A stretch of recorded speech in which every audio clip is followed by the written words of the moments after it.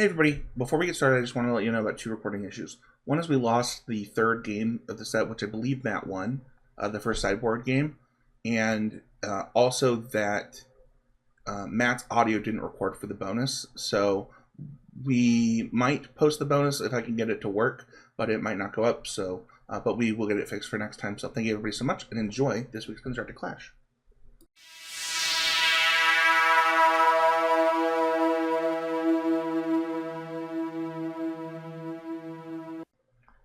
Hello everyone and welcome back to Constructed Clash. I'm Heezy, and I'm joined by the Witch Clang, Matt Clang.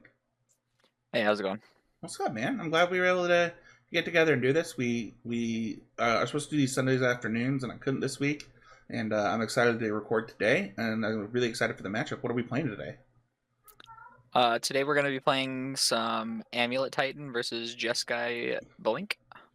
Yeah, this is kind of the two best and most popular decks, just going head to head, going into the US RC in Vegas. And we're both lucky enough that we get to play these decks because of our sponsor at Mana Traders. You can head on over to manatraders.com, use the code CCMTG8, let them know that we sent you. Matt, how do you expect this to play out? It's I looked at the data from the Laughing Dragon, the Sao Paulo RC, and I think two other events that MTG decks kind of compiled the matrix together for Modern, and it was 59 or 49-51 for the last week favor of Titan. Titan, okay. Yeah, I mean, my feeling is basically that Amulet doesn't really have bad matchups, so I expect that every matchup is like 50-50 or better, so that's not surprising to me. As far as like decks that have a lot of game against Amulet, Jeskai Blink is one that makes sense to me. I think that like the combination of Solitude and Subtlety and Ragavan to some extent can have a lot of game in this matchup. 4-mana Consign's obviously also very good against Amulet, so yeah, I think this should be a pretty interesting matchup. Yeah, I think one of the things that I think about when I'm like, okay, if I'm not going to play Titan, what are like some of the requirements for me right now in Modern in order to be willing to play that deck, you know? And for me, I think Subtlety is got to be pretty high up there as far as like really good in the format, has play against lots of different decks, stops creature combos, stops, it's an answer to something like a poor Inoculus. So, the fact that this deck gets to be an Ephemerate deck versus a Solitude deck versus Titan is pretty important. I think that if you just took out that card, the matchup would dip substantially. Yeah, I tend to agree with that. I also want to note that like I am by no means the greatest Amulet player on the planet, but I think that's going to add that's going to add that's going to add context to the video. I guess that's a good way to put it. I think that we will see that even taking pretty suboptimal lines, the Amulet is a super powerful deck. I have played this deck probably about as much as I would think that most people could be able to play a deck prepping for a big event. So I think that even on like the busiest schedule, you can probably play, I don't know, 10, 15 leagues with the deck. Mm-hmm. I think that there is a huge amount of like high level content on how to play Amulet between I can't remember his name right now. Harvey's Bible. Well, Don Harvey's guide on it, and as well as like Canister streams or whatever if you need to like get some notes on how to sideboard and stuff like that. Yeah, I think the Ryan put on a Sanctum guide from Sanctum of All on their version, and I think that one's you can check out Ryan's Blue Sky for that. But and I'll just leave some links in the show notes for resources on some of this. I think most people have probably decided whether or not they're playing Amulet, but if you're like on the fence, these are two of the decks that I think are going to be really popular and they're going to be really good. So let's go and dive into each deck list. All right, let's start off our deck text with the Jeskai list. I'm just playing the list, Matt, that won the regional championship in Sao Paulo. So pretty standard stuff of where people are going to be starting from. I'll go over the lands first. It does have three oh my gosh, surveil lands. So it does have a Thundering Falls, a Malicious Archive, and an Elegant Parlor. We have 2 Arena of Glory, 4 Arid Mesa, 4 Floodstrand, 1 Hollowed Fountain, 1 Basic Island, 1 Basic Mountain, 2 Basic Plains, 2 Sacred Foundries, 3 Scalding Tarn, and 1 Steam Vents. So not the full 12 fetch lands, only 11 fetches, but it has all the basics and Arena of Glory and those lands that we talked about. Overall, I think the thing that I want to note before we move off the mana base is just like, you play, depending on the list, some number less Arena of Glory maybe than some of your counterparts that are Flage decks, but I think 2 is definitely enough. And Zoo has played as low as 2 for most of the time that Zoo was a deck. Speaking of Flage, we do have 4 Flage, 2 Ephemerate, 4 Consign, 1 Lightning Bolt, 4 Ragavan, 4 Thalia, 3 Fable the Mirrorbreaker, 2 Teferi, 4 Solitude, 4 Quantum Riddler, 2 Prismatic Ending, 1 March of Otherworldly Light, and 1 Wrath of the Skies in the main. So kind of your interactive spells, are pretty cheap. You play a main deck Wrath with your Teferis. Obviously you're a Subtlety. Sorry, did I say Subtlety instead of Solitude earlier? Either way, they're Solitudes. Yeah, they're Solitudes in the name. But so like you have Ephemerates for your Quantum Riddlers, your Solitudes. You also have Consign to Memory. Matt, why don't you talk really quickly about how Consign works with Flage, Solitude, and Quantum Riddler? Yeah, so basically the Flage ability is very similar to Evoke in that it is going to create a trigger to sacrifice it if you played it from your hand. So you can just consign the trigger, and then now you have a Flage. So for 4 mana from hand and 2 cards, you can just have a Flage in play. Yeah, and similarly with the Solitude, you can evoke it for its pitch cost, evoke or consign the sacrifice trigger from the evoke, and now you just have a Solitude that you got for in this case 3 cards, but you also take 1 card from your opponent. Yeah, for what it's worth, the Ephemerate line does not work with the Flage because the Flage will have entered and not escaped and then sacrifice itself again. Correct. But it works with the other 2. Consign is interesting because it is now one of the most played cards, if not just the most played card in Modern, really keeping down some things. And just, it's kind of funny to think of the evolution since the Modern RC that I played, where people were just splashing for it, to people being like, well, that's not just splash for it, like, let's main deck this sucker. Mm-hmm. The other card obviously you have is Thalia. This is a card that is just kind of crazy powerful. You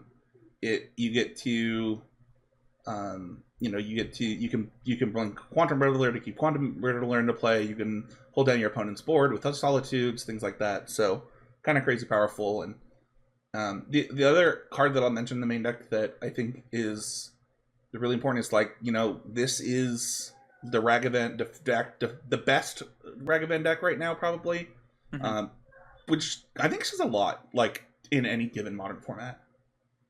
Yep. One other thing that I'll note that we didn't talk about yet is that you can failure your opponent's stuff and then consign the comes back into play trigger to just get rid of something permanently. Yep. Really powerful stuff. I don't really have a lot to say about the sideboard yet. We have 3 Charma, 1 Wear Tear, 3 Mystical Disputes, 1 Force Negation, 2 Subtlety, 1 Dress Down, 2 more Wrath of Skies, Surgical Extraction, and Elvish Norn. Elvish Norn really good for the mirror. One of the things to note, something you and I have talked about, is Charma versus White Phantom Orchid. And this version playing Charma, I do think it makes this matchup different than it could be otherwise, because Charma is not quite as good against Amulet Titan. Yeah, that's certainly true. I do wonder how easy it is to cast Charma in this deck versus how easy it is to cast White Orchid Phantom. Obviously the Arena of Glories are going to make Charma a pretty big consideration. Yeah. But Yeah, so for me, I think the thing to think about here is like you're definitely boarding in subtlety and wear tear. Um, what do you think about the Charmaz and the dress down in this matchup? yeah, I definitely like Dress Down. Charma is probably still going to be good enough. I'm not 100% on that. But I think the thing is you can probably cast it for like 4 mana and it's probably still going to be fine. Yeah, totally understandable. Let's go over the green deck. Yeah, so Amulet Titan. Obviously, there is a lot of different ways that you can build this deck. There's a huge amount of flexibility in the lands, so I'll just kind of go over the lands that I am playing.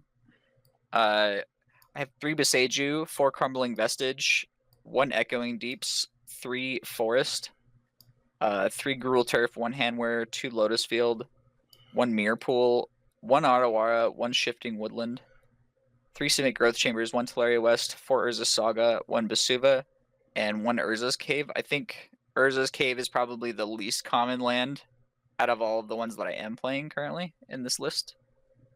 And it's worth noting that I don't have extra copies of any of the lands. Like I think oftentimes people will play like 2 Otawaras and no Urza's Cave, or just kind of doubling up on some of the stuff in case you don't have it. Some of the things that I think worth talking about, just if this is your first time looking at amulet lists,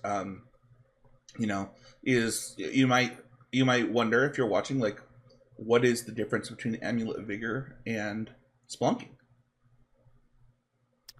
So Amulet of Vigor is, well, first of all, it's obviously cheaper and tutorable off of Urza Saga, etc. But the difference between the way they interact is that Amulet of Vigors stack with each other, but don't stack with Spelunking. Like Spelunking and Spelunkings don't stack with each other either. Spelunking is like it's its own replacement effect. Yeah, sort of just a one-time thing. The nice thing about Spelunking though is that in addition to giving you redundancy, it also denies your opponent the ability to respond in certain situations. Like if you choose to let your land come into play untapped, your opponent doesn't necessarily have a chance to respond to a trigger in that case. So that might be a reason that you'd want to use the Spelunking effect instead of the Amulet effect. There are certain scenarios where you cannot choose to use the Amulet effect if you have a Spelunking in play. I am not 100% sure about all of the scenarios where that is true. I think it has to do with a land that would otherwise enter untapped, like that you get off of a Titan, I think is the case, or like a Escape Shift, say. But yeah, a good portion of these lands have their own ETB tap trigger anyway, so you generally get to choose whether you want to use the Amulet or the Spelunking to cause them to be untapped. And they're like I said, there are pros and cons to each. Generally, if you have more than one Amulet, it's usually going to be better to let it enter the battlefield tapped so that you can generate extra mana that way. But using Spelunking does deny your opponent the ability to respond. In addition to those cards, we have 2 Summoners Packs, 4 Arboreal Grazers, 1 Vexing Bauble, 4 Malevolent Rumbles, 1 Aftermath Analyst, 1 Ice Tail Explorer, 2 Scape Shift, 4 Primeval Titans, and 3 Green Sun Zeniths. Most of this has been, some amount of this has been a good part of Amulet for a long time now. But the Malevolent Rumbles are kind of, I feel like, the newest addition to the whole package, and it's a nice way to sort of replace Explore in a way that still gives you the extra mana, but also kind of makes you a little bit more threat dense. And Ice Tail Explorer is a nice way to dodge some of the potential hate cards that your opponent might have and play a little bit more of a grindy game. Yeah, it's kind of been interesting to see the evolution, I think, of Green Sun Zenith versus Summer's Pact. How many of each do you want? What kind of things do you play accordingly, and kind of going from there. We're not going to go through all of like the loops and stuff in this video because we're just going to play out the games, but it is interesting to note, like, I think it's with 2 Amulets and Escape Shift, I believe it's just always a win. You don't even need that much it's two amulets and escape shift on 3 lands is the infinitely Boseiju and Otawara your opponent's board for the rest of the game. If you have 1 amulet or a spelunking and 4 lands, escape shift does the same thing. Yep. So it's really not a lot to be a deterministic your opponent can't play the game anymore loop. All right. Anything of note that you want to mention in the sideboard? Yeah, there are some sideboard cards that I'm kind of unfamiliar with. Like this particular deck list has Null Elemental Blast, which I'm not totally sure what that is for. Additionally, Elvish Reclaimer, I'm not really exactly sure what matchup I would board that in. I think that it's interesting that you and I both have an Elish Norn in the sideboard, and that we are both likely to bring it in this matchup. But just quickly going over the rest of the sideboard, I have Bojuka Bog, Null Elemental Blast, Elvish Reclaimer, Pyroclasm, a second Aftermath Analyst, which I'm also a little bit unclear on what context I'm supposed to board that in. Keen Eye Curator, 2 Collector Oof, 2 Dismember, 1 Fire Spout, 2 Force of Vigors, a second Ice Tail Explorer, which, you know, we'll also see. That one maybe comes in this matchup if you expect like things like Charmaw and stuff like that. So yeah, it should be interesting. All right, well, let's head on over and play our games. I see that you've won the die roll again, Matthew. I have won the die roll again, and I will take advantage of that and choose to play first. Let's see how it is. I don't think that I can keep this hand in the dark.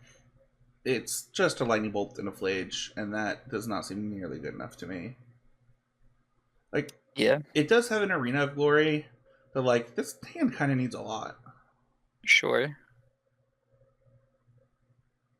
I think I am going to keep my hand. My hand has, it has turn 1 Amulet, turn 2 Rumble. Probably hard to go too wrong with that. I also have a win condition in Escape Shift, so like, I guess I have the Analyst in my hand, which makes the Escape Shift not necessarily an obvious win. No, maybe it doesn't matter actually, because I can always just play the Analyst instead of of going to get it. Yeah. So it shouldn't matter.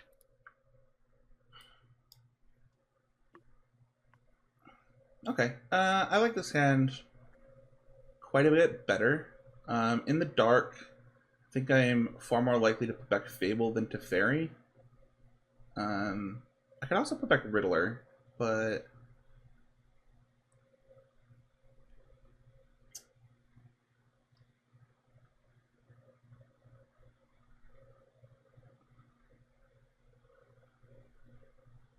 I kind of like putting back Riddler. Am I insane, Matt?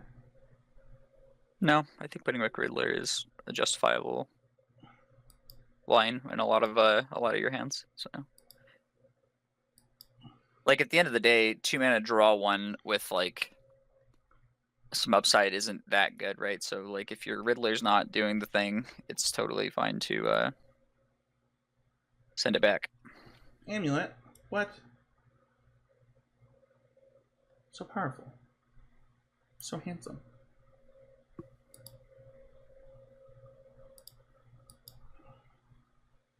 Yeah, one thing to note is if you're getting back into Modern, you're used to like, oh, I don't want to go, to 18 against Titan. Yeah, that's not how that works anymore. They're going to deal you, often, they're going to have 3 to 6 Titans to infinite Titans to,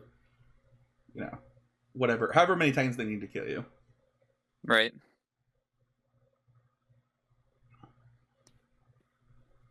Yeah, this is already getting kind of spicy. Spicy good or spicy bad? I'm just not totally sure how to play this. I guess I'm probably incentivized to play the Grazer anyway, just because you have a Ragavan in play. Oh, definitely. I guess my big debate was whether I should play the Grazer now or try to find more value for it, but I think that the Ragavan being in play just makes it already enough value. I wish you didn't have a Grazer. Yeah, I just drew it this turn. It's kind of changing my plan a little. I think I can sequence this. No, I can't, because Grazer is a ETB trigger. It's not a It's not that you can play an extra land this turn, so I do have to play the land immediately.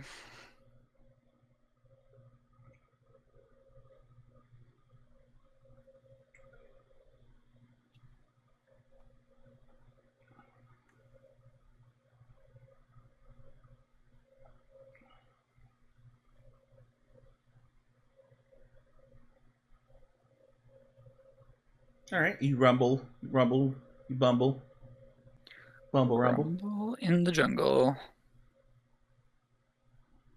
I'll just choose another vestige here.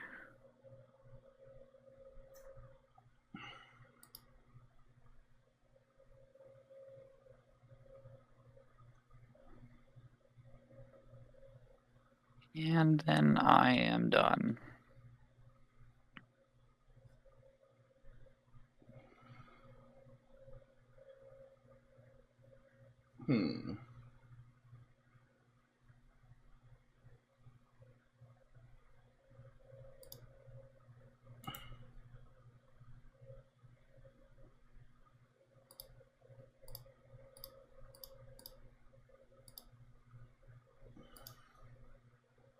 Yeah. That is certainly powerful. I was hoping that you wouldn't have something like that. Okay. So I have 1, 2, 3, 4, 5 mana this turn. Notably not 6. You played the Crumbling Vestige that you, or at least the one that was revealed. I would believe. No, it's in my hand currently. Oh, okay. You do know that I have Crumbling Vestige in hand. I just forgot to mark everything off. Yeah.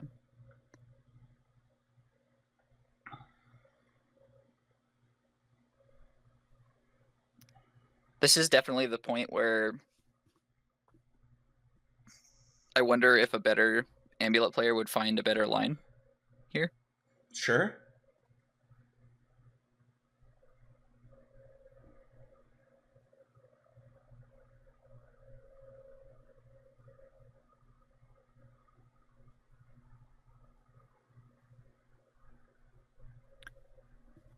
I think that...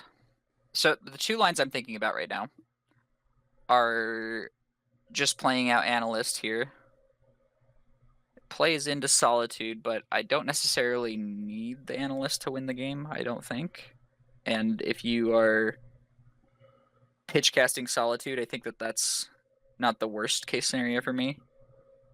I could also potentially cast the Scape Shift just to have mana next turn. Maybe that's just better. Because if I play land for turn, Scape Shift, go get some combinations of like 2 bounce lands and like 2 regular lands. I bounce both of the regular lands, play 1, and then have an untapped land in hand for next turn. Yep, that makes sense to me. The downside is that Scape Shift is like one of my better ways. I guess I don't have an Amulet in play is the thing, right? That's true. And I don't have a way to get one either. Yeah, but you could go get a way to get an amulet right now. I could get a Saga. Yeah, maybe that's correct. Maybe I do just Scape Shift now then and go that way. This I don't believe that most of the Jeskai decks are main decking something like Force of Negation, right? So like that's not a huge concern here. No, they're not. I guess I will try to do it this way. So if I go...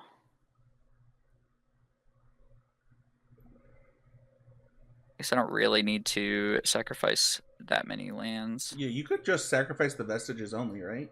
Yeah, that's kind of what I'm thinking.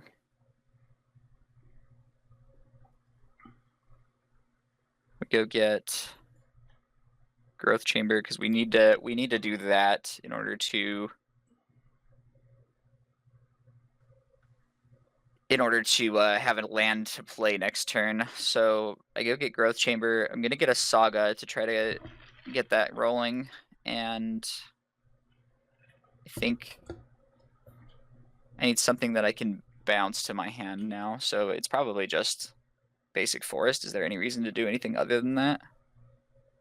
I could just, I mean, I could get another Saga, obviously, but I think,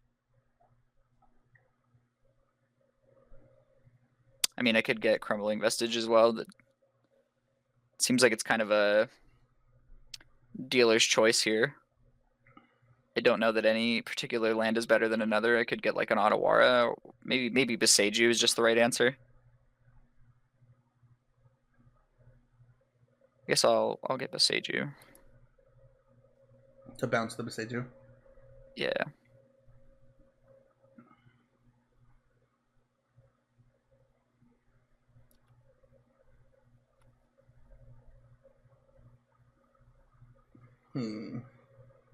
Not good.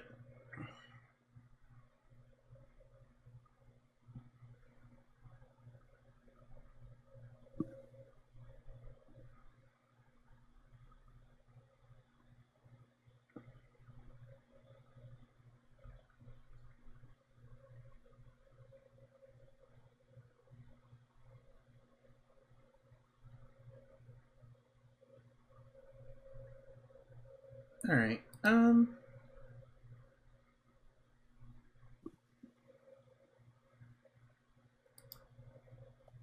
So we know Matt has Beseiju in hand. Yeah. Seems reasonable to infer that I am trying to make a 6-mana play next turn as well. So if you have like a way to kill the spawn like a Flage or something like that, it might be worthwhile. That is my thought, is that we're kind of forced into this. Sure. I think that you should have bounced the Saga though. Oh, because it's an enchantment. Yeah. Oh. Duh. That makes sense, Matt. I should have done that. You also would have gotten to draw a card. Yeah, there's lots of reasons to have done that. Yeah. I forgot it's an enchantment.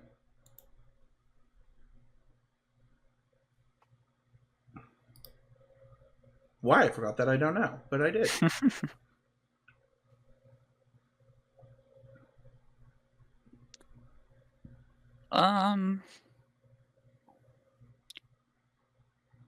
So what am I thinking now? If you have a way to destroy the Saga, I would potentially be in trouble.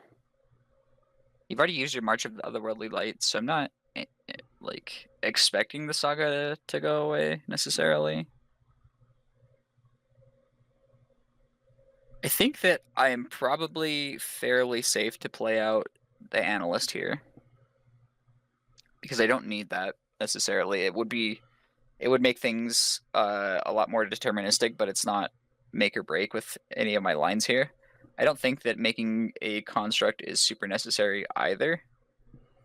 So I guess my question is, if I play the Analyst, which I think I'm going to do. Should you also make a construct? No, I cannot do both. Well, I could if I played the Beseiju, but I'm not going to do that. I guess my question is if I should play the Gruul Turf or if it matters. I think that... So the problem, if I play the Gruul Turf, I have to bounce the Shifting Woodland. But if I don't play the Gruul Turf, then I don't necessarily have 6 mana next turn. So I think that it's probably just worth it to play it like this. Yeah. I guess maybe I'm just wrong though, because now I don't have necessarily anything for the amulet if you like Solitude my Aftermath Analyst here. Or just kill it through any means, really.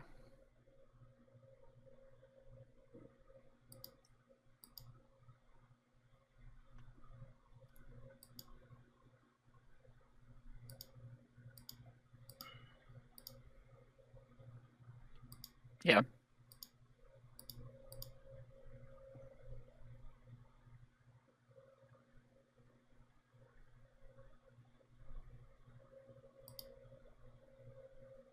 No, that's not the one I meant to get. Okay. Oh, I'm taking it you meant to get a Steam Benz here? I sure did. That's unfortunate. It is unfortunate. That sucks so bad. Like, in multiple ways. Okay. Was it 3 mana play here Flage, or was it Fable? It was Fable. Okay.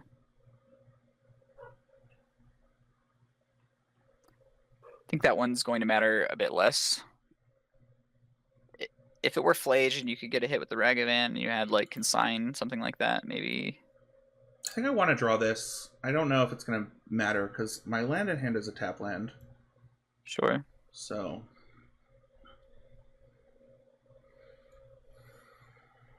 we might just be dead right now. Gonna get an Amulet of Vigor. And then I play the Shifting Woodland. So I play the Titan. What do I do with the Titan? No, I'm just dead. Well, it's not. I guess the hand war's in the graveyard. Yeah, it's not free that you're dead here, I think. Yeah, to be fair, I think that Misclick maybe cost me this game.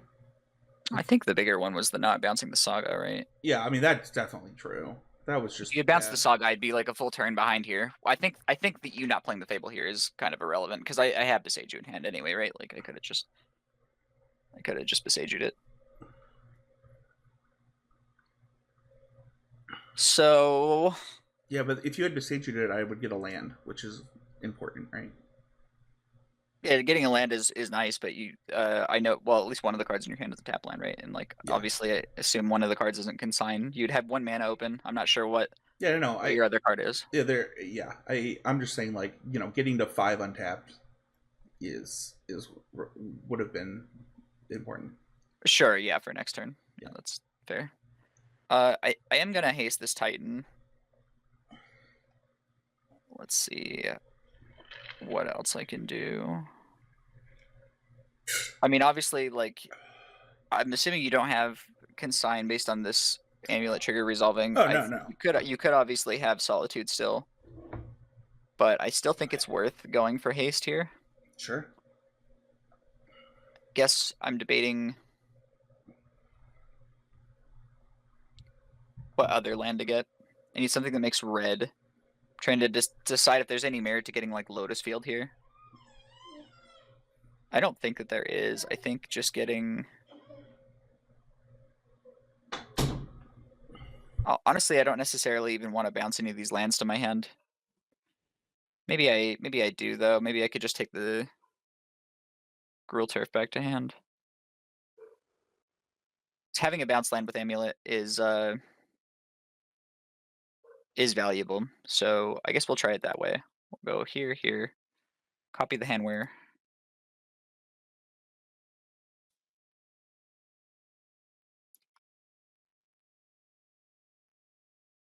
There are a lot of spots where it's valuable to choose how to stack these triggers, but right here it doesn't really matter. And we'll return a... I guess we'll return a Growth Chamber to hand. Actually, yeah, we'll return Growth Chamber. Then we will attack.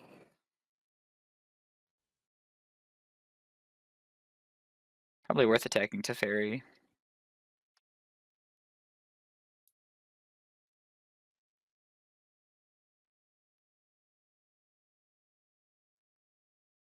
I already know the top card of my deck. I've actually lost this game, but I'm trying to let you go through it. Yeah, I do think that that's valuable to let me, just do some of the Amulet stuff here. I think, so right now I'm kind of thinking I want to have Teleria West in hand in case this kind of goes badly for me. Yeah. So I could get Lotus Field, but I'm not even sure that I want to sack all these lands right now. I would not want to sack these lands, so... Yeah, I kind of think that Simic Growth Chamber 2 West is just fine here. I could also maybe have gone for like an Otawara. Can I ask a question? Yes. Could you not have just made another Titan there? I don't think that there's a way to do that for 3 mana. Well, what if you had gotten Lotus and Mirrorpool? Well, you need colorless to activate Mirrorpool, and it also costs like 5 mana. Oh, colorless. Got it. Okay. Yeah, that's. I think that's like a 6 mana line, and you also can't use the Mirrorpool. Well, unless you have 2 amulets, you can't use the Mirrorpool for mana. Let's see. So Mirror Pool costs 4 plus tap it. Got it. 5 mana. It's really 6. Sorry, it's 4 plus a colorless, and tap it. So it's really like I said, it's like a 6 mana play. Well, let's see what's on top of my deck. Oh, goody. I punted. Okay. Do you want to play out your next turn? No, I think that the next turn is going to be somewhat self-explanatory, right? Like I'm just going to T-West for another Titan probably, or I could even Shifting Woodland the Analyst, and yep, that's my thought. There are a variety of wins here. Choose your own adventure, Matt. All right, let's go to game 2. I'm on the play. Yeah, that game is certainly far more interesting if I'm so sorry. If you had taken optimal lines there. Yeah. Like the thing is though, you weren't pressuring me in enough of a way to like make me think that I was dead, right? So like I think that the game is longer. It would have just changed. It would have just it would have been a different game for sure. Yeah, it just would have changed. My hand isn't blazing fast, but I think this is likely a keep. It's the Mirror Pool in the hand is a little bit awkward, for sure. No bounce land, also fairly awkward. But I have turn 1 Saga, which goes and finds an amulet. In theory, I can potentially green sun for a Grazer on turn 2, which I think is fine. So I think we're gonna keep this hand. It's definitely a little bit slow on the draw, but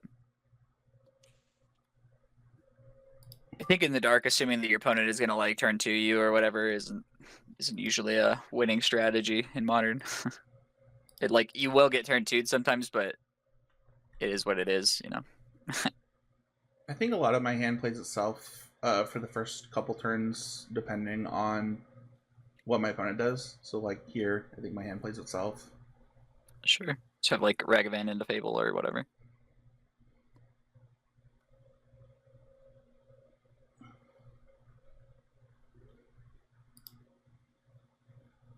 I mean, Ragavan into Teferi is like the disaster scenario for me, right? Get the Stone Rain me and draw a card.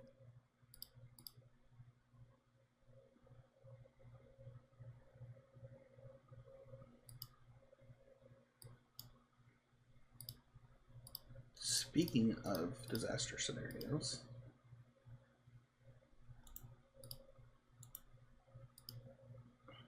yeah, and this was always like a concern with keeping a hand with Saga on the draw, is that like if your opponent can interact with it, it is often pretty awkward. Okay.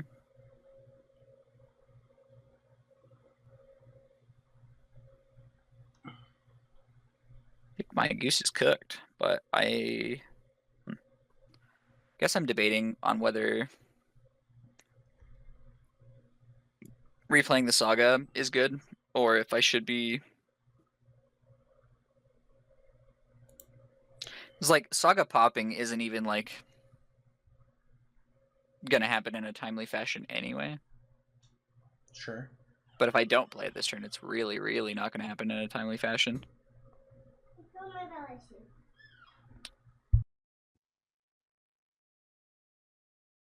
I think we're potentially in a spot where it's actually just too bad to get the Saga marched or something to that effect. So I'm actually just gonna play a tap land. Maybe this is wrong, but we'll see. Probably fine to discard a second copy of Boseiju.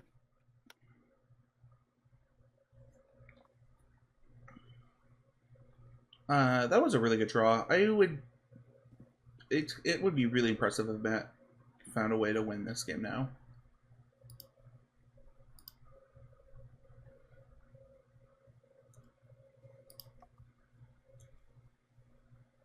Yeah, I mean, I think all you need is a clock, right, at this point.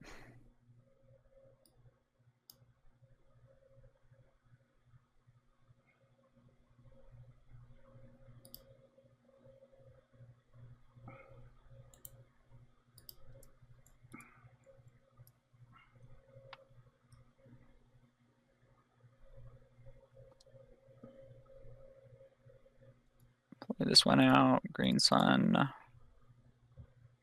for Juan. Green Sun for Juan. What did Juan ever do to you? Grabbing a Grazer.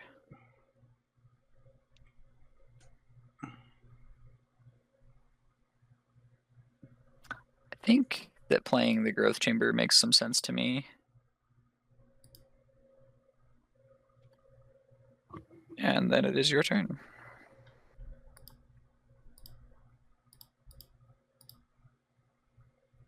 Velia is good. That's definitely a good start to getting a clock, no doubt.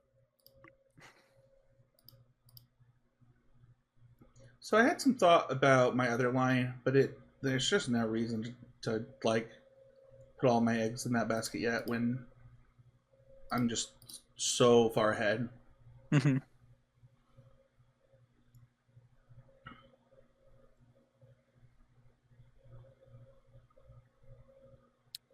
At least it was a green sign and not a Titan. At least.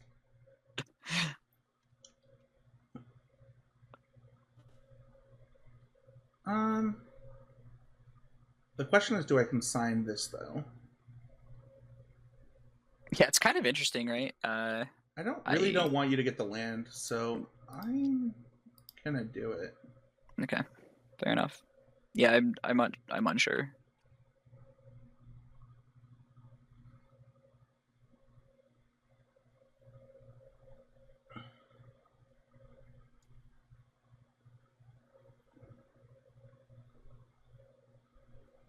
Okay.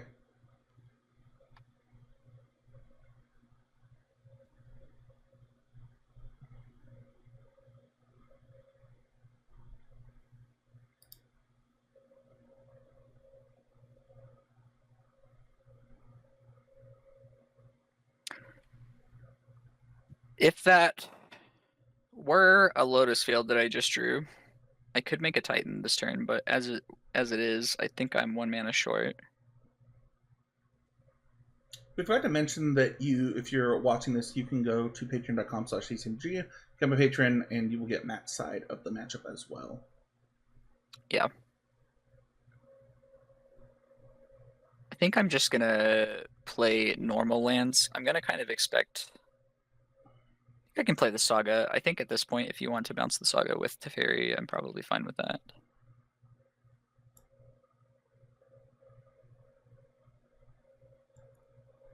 I think you're more likely to bounce the Spelunking.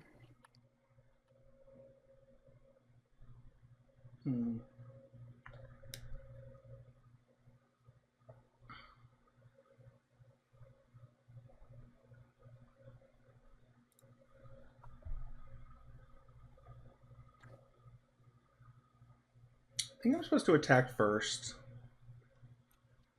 and see what is on top of your deck. Sure. I mean, that is one of the nice things about Amulet is it's pretty rare that your opponent's hitting things that are particularly castable or good against you, right? Like literally 30% or 50% of the deck is lands, so.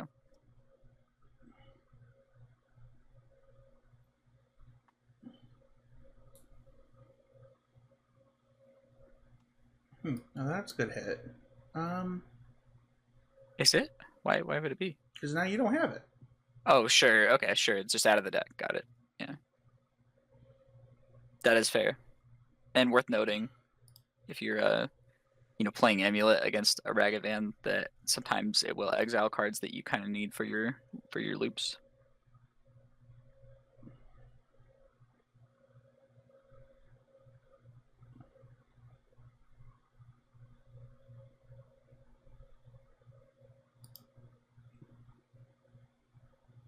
I don't know which of these is correct to hit, to be honest with you.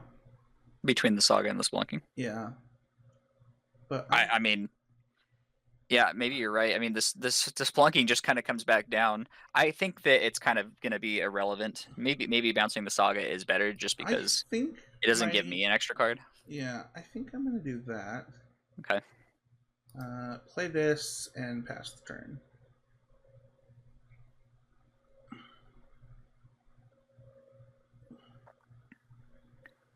All right, 1, 2, 3, 4.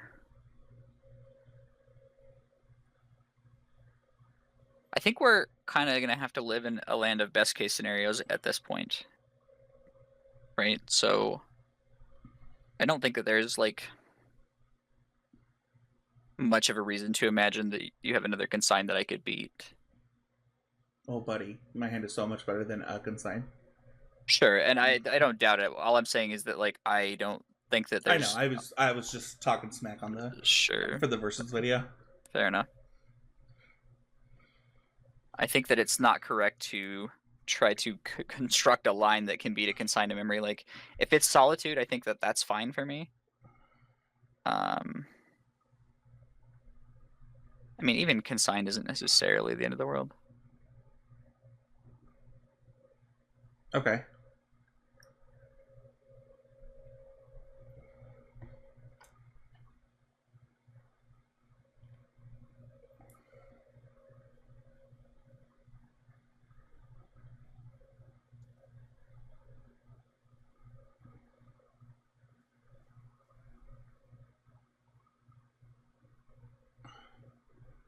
I guess what I was really saying as far as like my line is that like maybe if I thought you had consigned, tapping the mirror pool is probably more accurate because maybe I could hold up a Beseju or something. I could do a little bit more, I guess.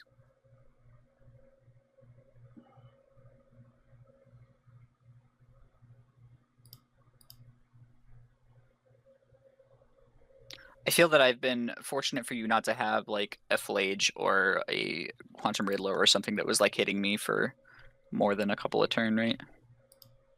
Yeah, I agree. But we are going to put you on a 1-turn clock now. Yeah, I'm already on that, right? I guess that you're not actually going to be on that. If anything, I think this is actually giving me more turns. Like if you had attacked with the Felia and the Ragavan and bounced the Titan. The thing is, I get Titan triggers though if you do it that way. So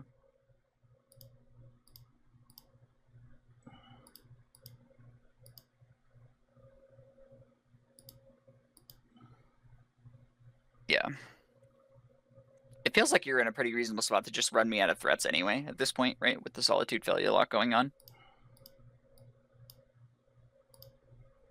Yeah, I agree.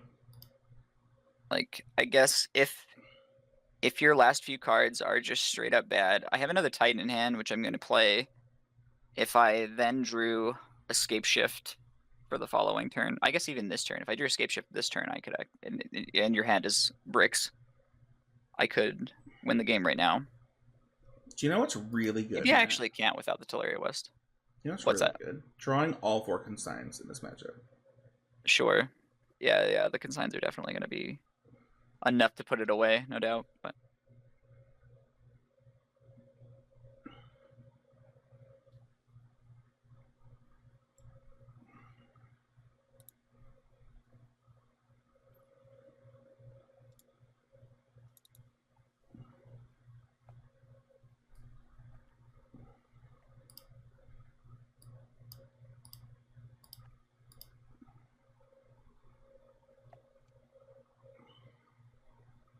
all right. and then yeah, you just Felia the Primeval Titan, and then I am dead. So that is correct. All right, we will be right back for sideboarding.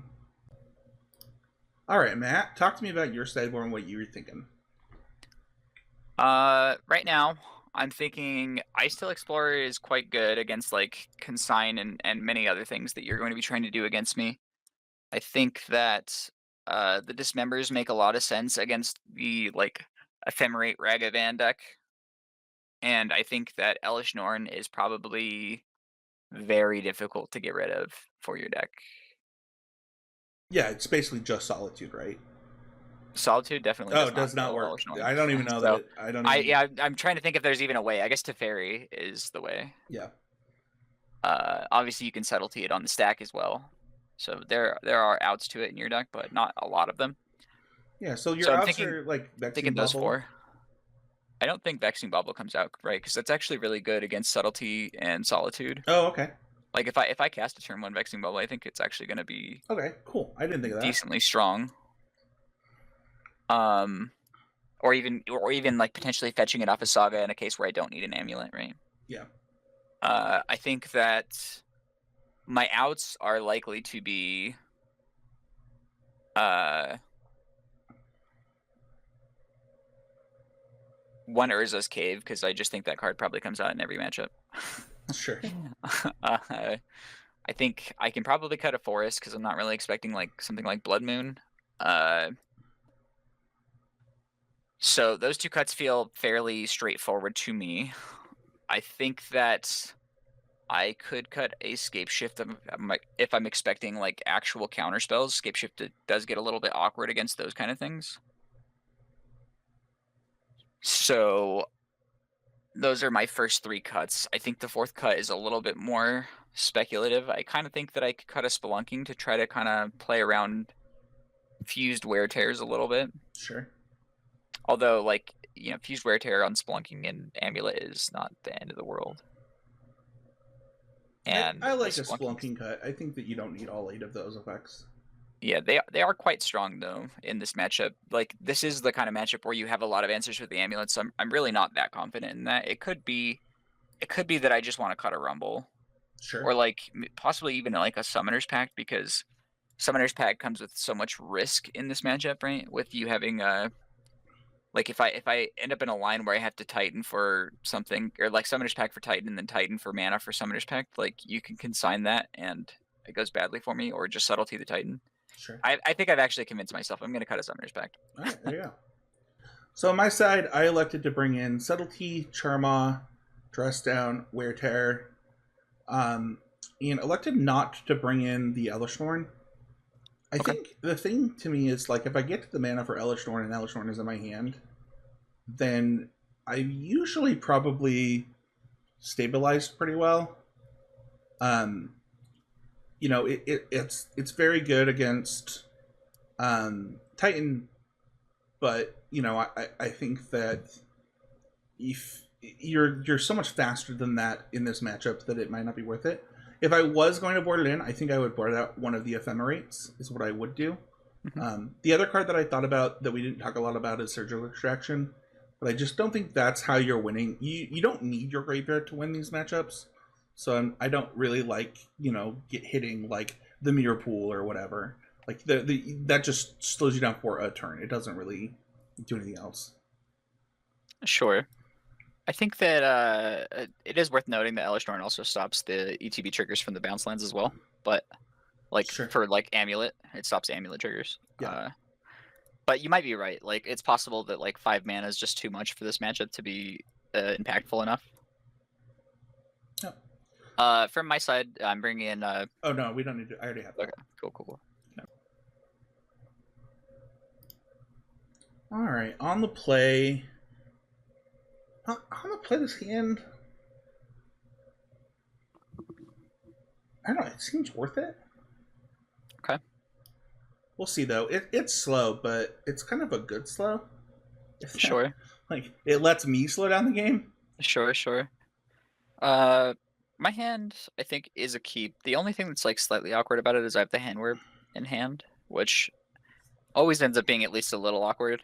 But I think that it's gonna be a keep. I think we can go like Grazer, Saga, have a backup plan, and like Dismember, and I think it's gonna be a keep. Doesn't have any payoffs yet either, but I think that's also fine. All right, go ahead. I'd be interested to know if this is a mulligan. Like, I do think it's a 6, so.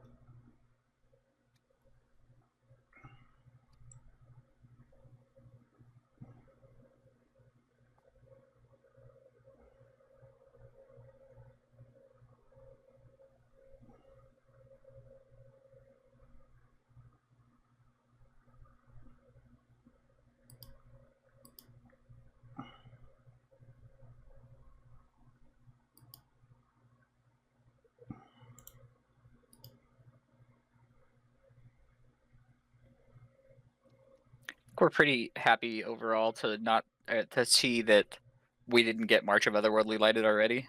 I think that card is like a card that Jeskai only plays specifically for Amulet. Yeah, I Like, think so. not to say that, like, you know, it doesn't have game in other matchups, but like you would just probably play a different card if not for Amulet existing. This is an interesting one. I don't know what's correct here. I'm gonna keep this on top, I think.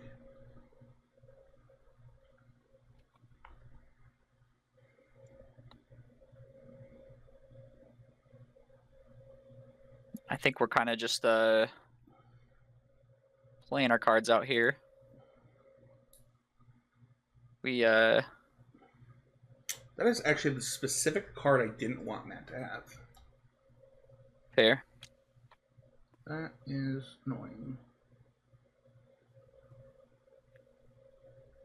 And I guess this is probably the time that we're supposed to play out the handware. Having it on the board is probably worthwhile at some point. Worth noting that if Spencer did have the Charmaw on hand, it would be 2 mana right now. That is fine.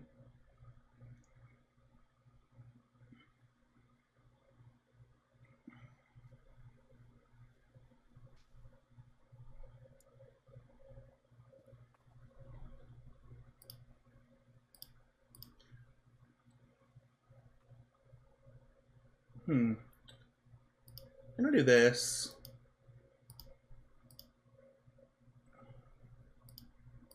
I think matchup and experience caused me to keep probably a worse hand than I thought that than I think is actually appropriate. But if I draw something good here, it could matter. Sure. Well, I'll tell you, my hand is not really coming together like I'd hoped.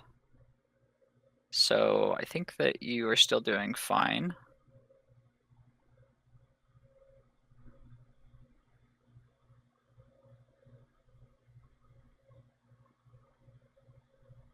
I think I'm probably just replaying the saga here.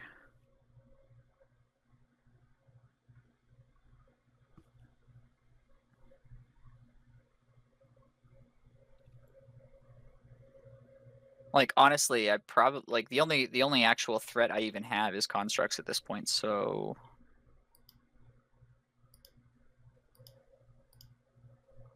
that's what I'm gonna go for here. We're exerting, okay. Oh, for a Charma. Okay, so you did elect to bring in the Charmas. Yeah, I said that. In the... Oh, okay. Yeah, cool.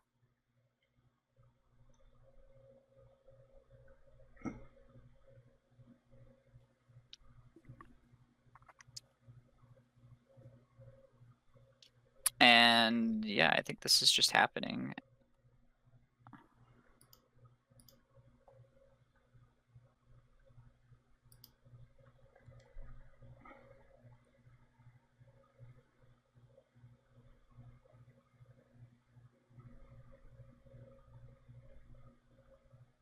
Okay.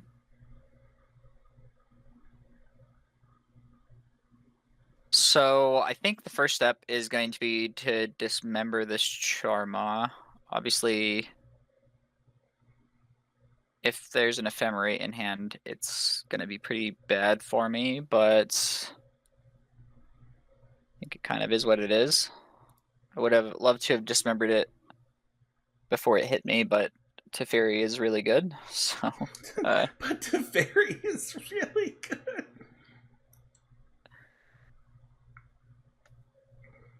I don't think that there's any reason to try to attack the mana here. The Arena of Glory is something worth besejuing a lot of times, but that one's already exerted, so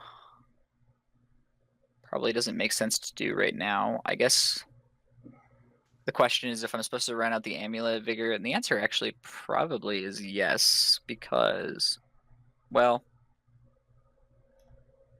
maybe it's actually no.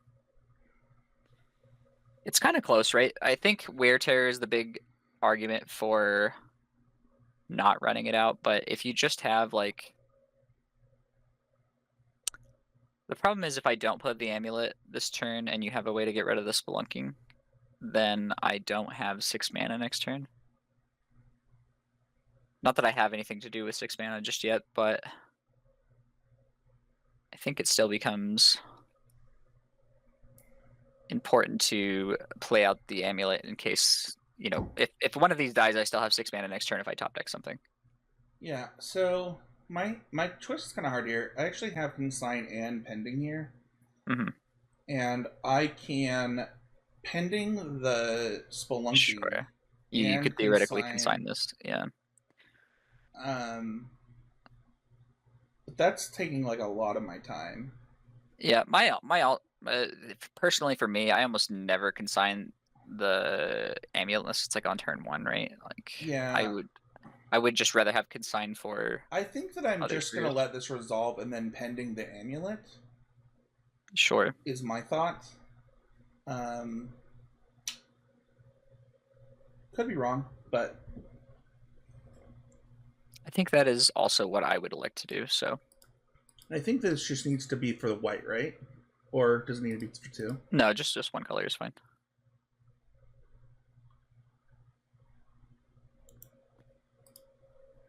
The fact that you can also just do it right now is also just like Teferi's just great.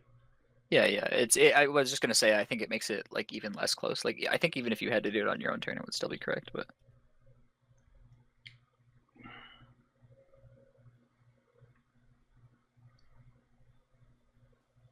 Mm-mm.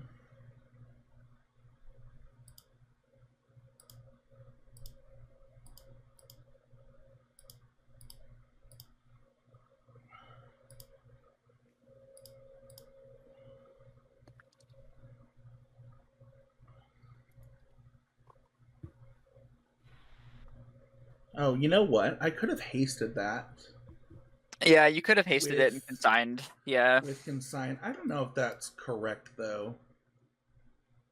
it kind of feels correct, right? I'd be at 3. Yeah, maybe it was. Okay.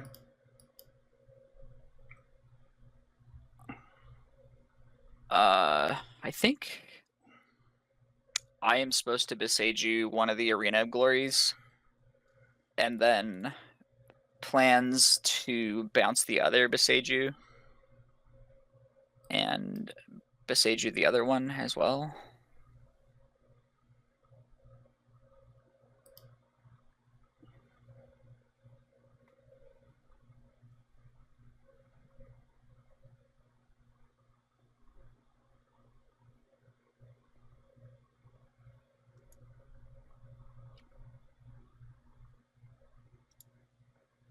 Oh, I could have bounced. Sure. You can do it right now. You can consign this if you want to. So we got 4 mana. I am at I'm gonna. 6 I'm mana. gonna. I'm 6 gonna. mana. I'm gonna say it's fine.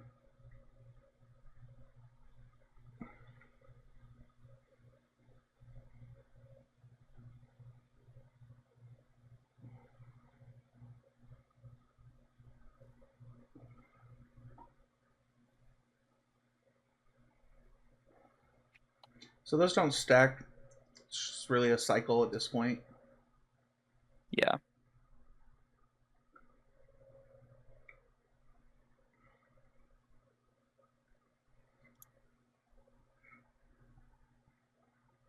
So we know the last card in hand is Beseiju.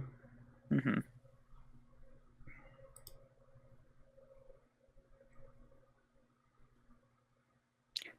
I guess getting back to Suva is just better than anything else here. Is it? I was thinking it was Echoing Deeps. Maybe that doesn't even make sense. Yeah, I really punted. Like, obviously, Matt was dead if I take that other line. Yeah. Yeah, it does seem like hasting out the Flage was the way to go. Trying to figure out if this matters at all. What I take, I guess taking the Lotus Field maybe just has the highest upside here. Leaves me without a bounce land though. Maybe the bounce land is just correct. I'm just gonna take the bounce land. And then we have to Beseiju now.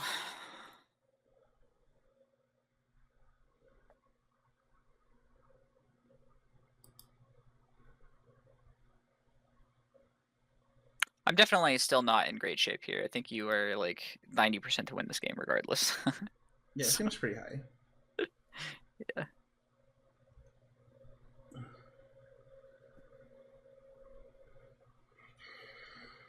Hmm.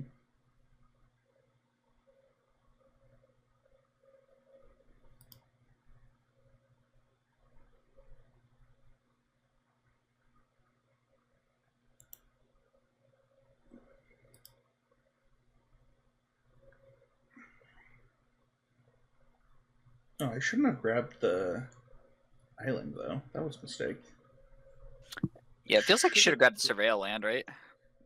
Yeah, that was just a mistake.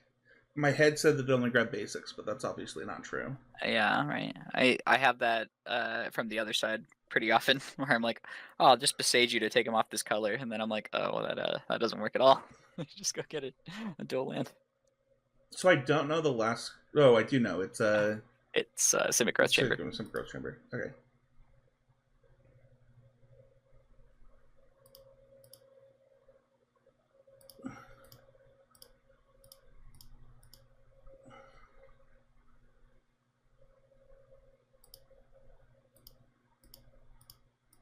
I mean, Island seems like it's mostly going to serve your purpose, right? Like all you got to Yeah, do is it'll be let things fine. line up, It's and it just seems pretty strong here.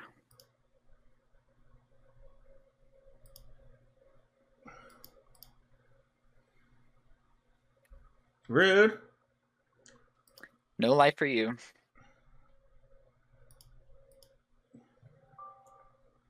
All right, we do have lethal next turn, so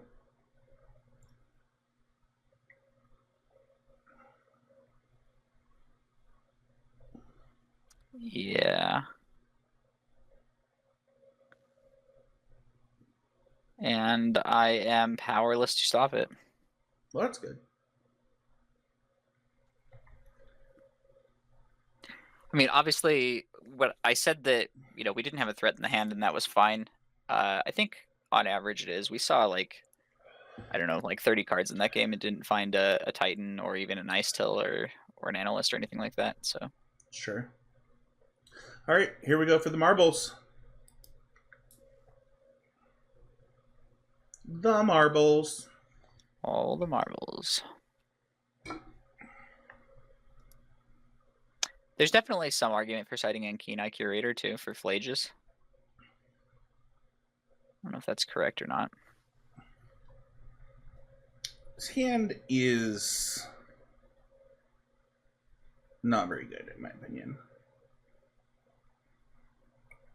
We have Consign, which is good in the matchup. We have Solitude, which is good in the matchup. Nothing to pitch with it. And Quantum Riddler, which might be one of our worst cards in the matchup. Sure. And then 4 lands. So, I believe I'm supposed to mulligan. Yeah, I'm kind of thinking about my hand right now. So the upside of my hand is that it has Shifting Woodland plus Malevolent Rumble, which I think is going to be pretty strong in a lot of these games. It doesn't have an amulet, but the Rumble can potentially find amulet or Spelunking, so I think I am going to keep this hand. It might be sketchy, but we'll see. This hand is...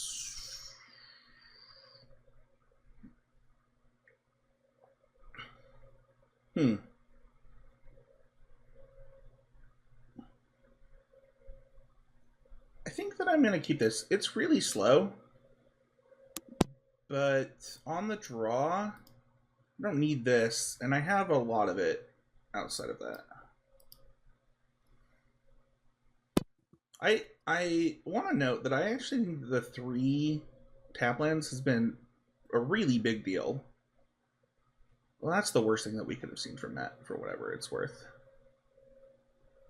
Yeah, I guess I'm debating now whether I want to put in the Shifting Woodland or the Handmore Battlement. I think I'm probably inclined to just put in the Woodland because I should be thinking about Charmaw, right, and just trying not to play colorless lands until I need to.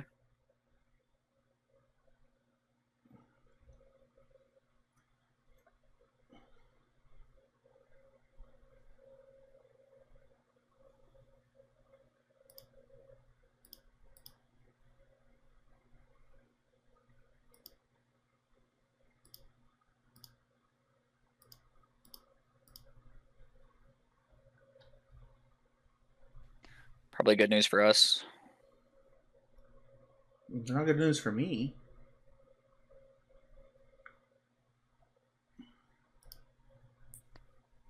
Amulet. So yeah, there's an amulet. There's also a spelunking.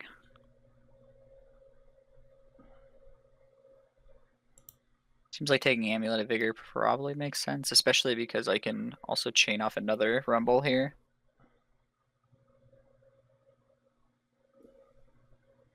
You better go amulet rumble. That's my thought. I'm gonna die. I'm so dead.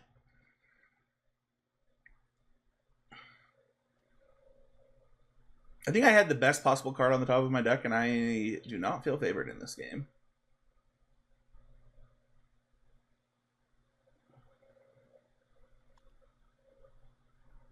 I think we can return the woodland to hand to kind of just hide it.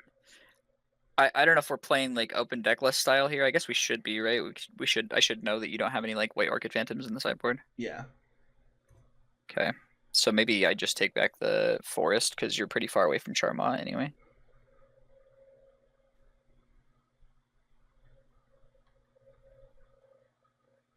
I'll take a Titan. I think I'm dead. All right.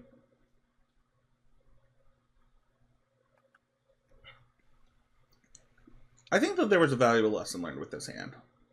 That just mulligan the tap land. Yeah, I actually just also learned a lesson, which is that I definitely should have returned the shifting woodland because I have Lotus Field in my hand, and if I need to sack off 2 lands, I would rather sack the forest.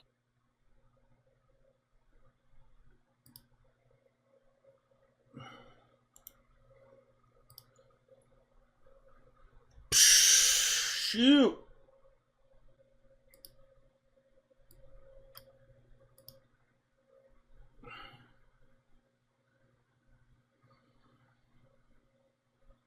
What is our way to win this game?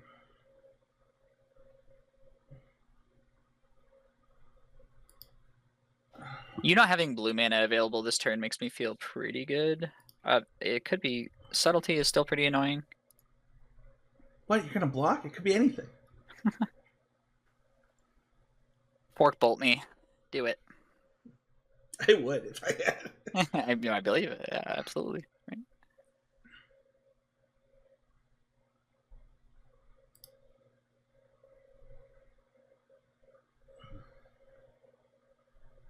Best possible draw for me is definitely a bounce land because that allows me to not get completely blown out by solitude. I mean, or sorry, subtlety, not solitude. It's extra less, right? So this is. Okay, so you have pending. Okay, so you're still totally in this game. What is happening? Set X. So, okay. Set X. Does it want me to go do it for 1? Just cast it for white. It's not pending. Oh, are you casting March? Okay, got it. Sure.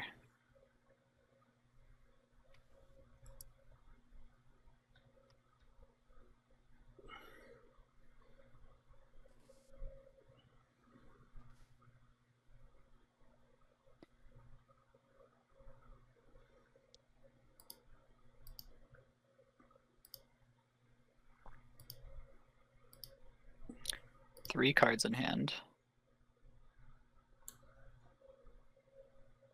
You pitched a Wear Tear. So I have 1, 2, 3, 4, 5 with the mana. I think that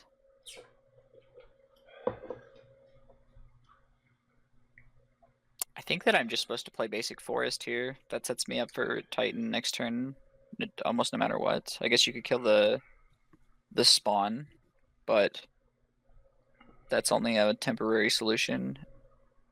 I could play the Handwear from hand. That makes your Charma cost 4, which doesn't seem Achievable. possible.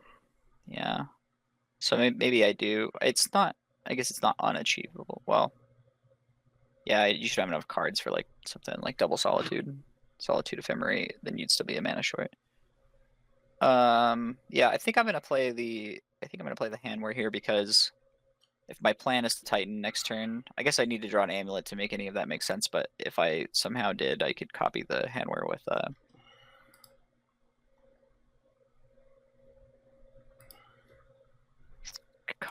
with the Vesuva. Stop blocking. You don't know what it could be.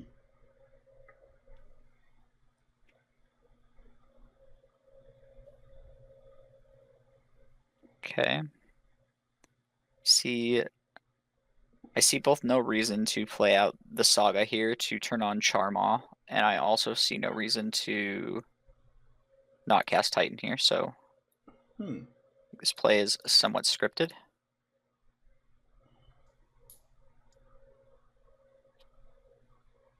It's nice that we're in right before a hard cast subtlety is available.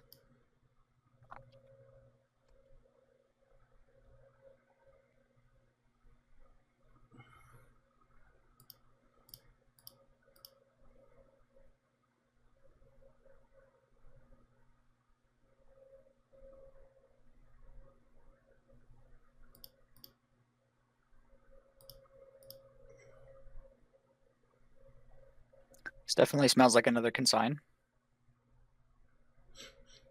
Buffalo.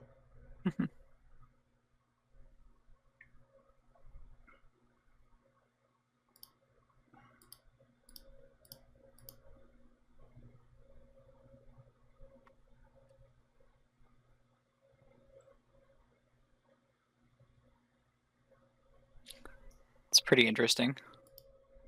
Well, I don't want it to be interesting. I guess it's not that interesting because I was actually a mana short of the thing that I was thinking to do. So I have Green Sun Zenith in hand. I could go get Ice Till Explorer, which is pretty reasonable. That would be crazy good. Yeah, I just drew Aftermath Analyst though, which means that I could do that. You could just do that next turn, right? Yeah, I could just do it this turn though, right? Like I'm not sure.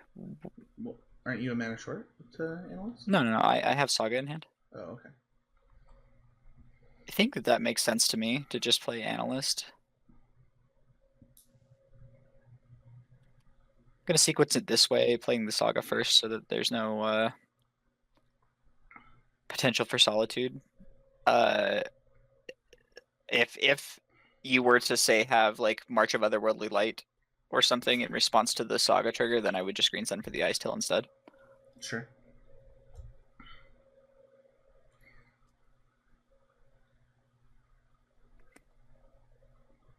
This also gave me the possibility of copying a Titan if I hit one off of the mill.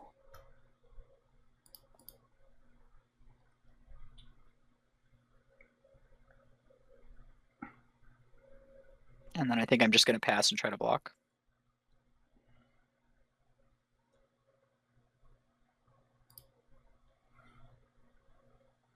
No more free ragged mana attacks for you.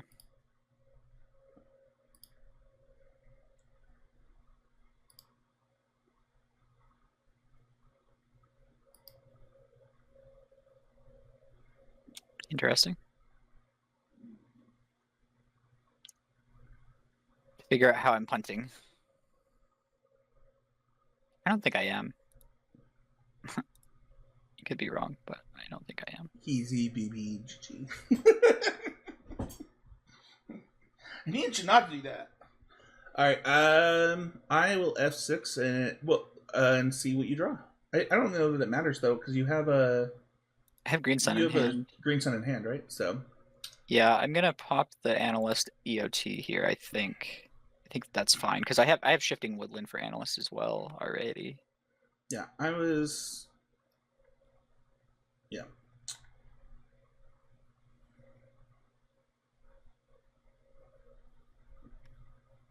I was hoping for like a weird no block. I didn't really have a play, so. Sure. It's like, what could he possibly have? Miss all the chances you don't take, right? Yeah, exactly.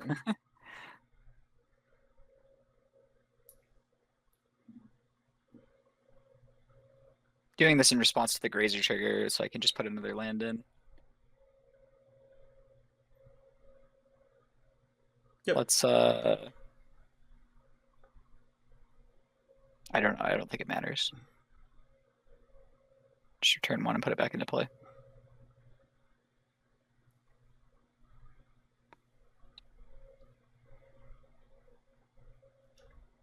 I almost have enough to just do Analyst again, or make Shifting Woodland an Analyst. Is it until your next end step? Until end of turn, so I think that one means that it doesn't work that way, right? I guess You have a hasted Titan though, right? Well, yeah, I do.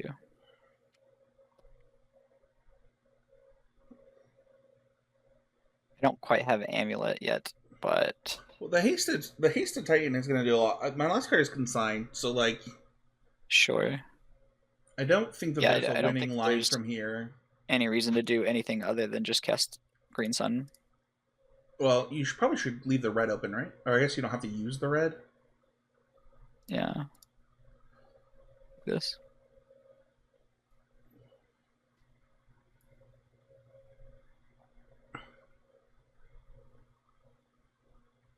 But we'll concede when you show me a Titan.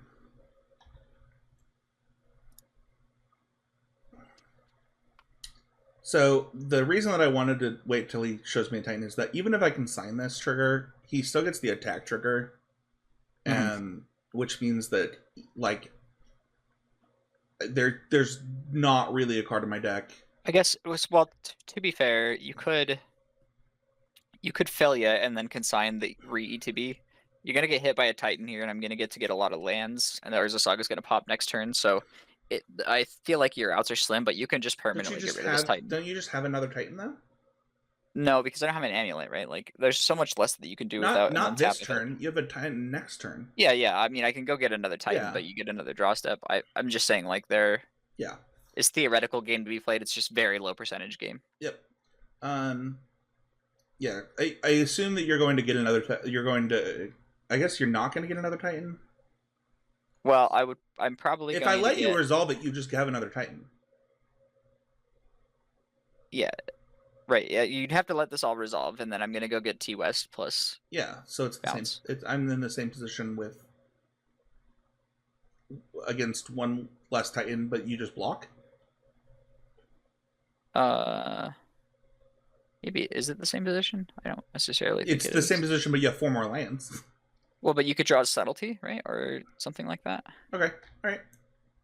I don't know. I maybe subtlety doesn't even work because you will be mana short on that. But well, it's not like you're playing the Titan this turn, so yeah, but you're gonna have to consign next turn. So yeah, it doesn't even matter. Okay, we will scoop him up.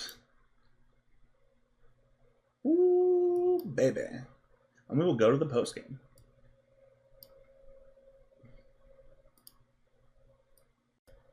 All right, everybody, welcome to the post game.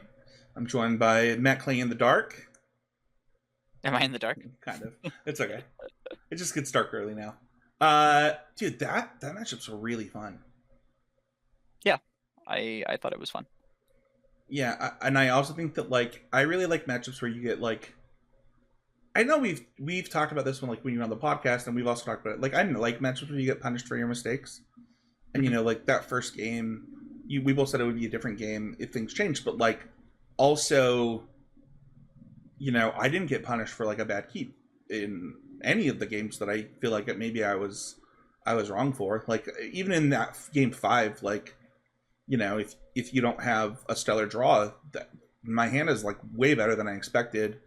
There's some things that I think like I think Quantum Riddler might just be unplayable in the matchup, but you might be supposed to board that out over even more things.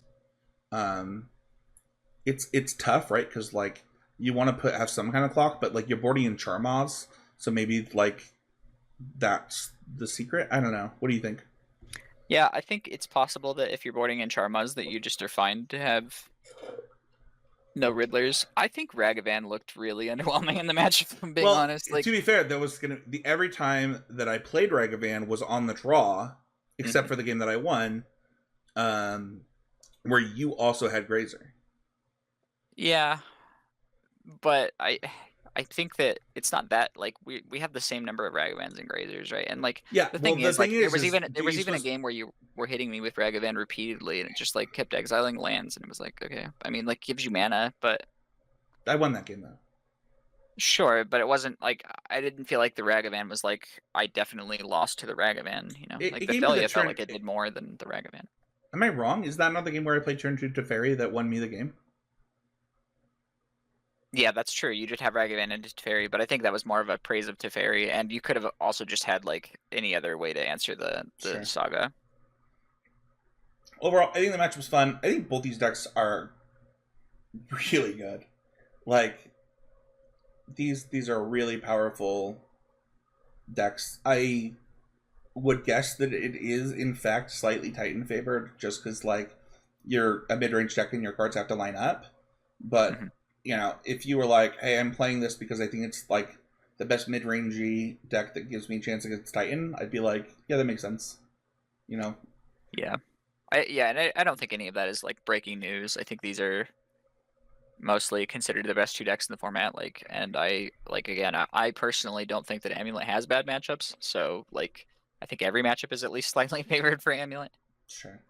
Uh, I think that like I think Amulet is like legitimately tier 0. It's like broken. Like I think honestly, I actually really love how badly I played in this series because I think that it really showcases that you don't need to be an Amulet expert to like be able to win games. Like mostly you just need to be able to count to 6.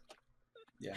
Like if I were an Amulet expert, I'm sure that I could have pulled out a lot better plays, mulligan, sideboarding, all of it. Like there's infinite room to grow playing this deck, and there's also like the floor is actually much higher than you'd think it would be. Yeah. That is how I feel about Amulet. Let us know what you want us to play next week as we continue Constructed Clash. Don't forget to head on over to patreon.com/ccpg, see Matt's games from his side so you can tell him what a dum-dum he is with Amulet. Yeah.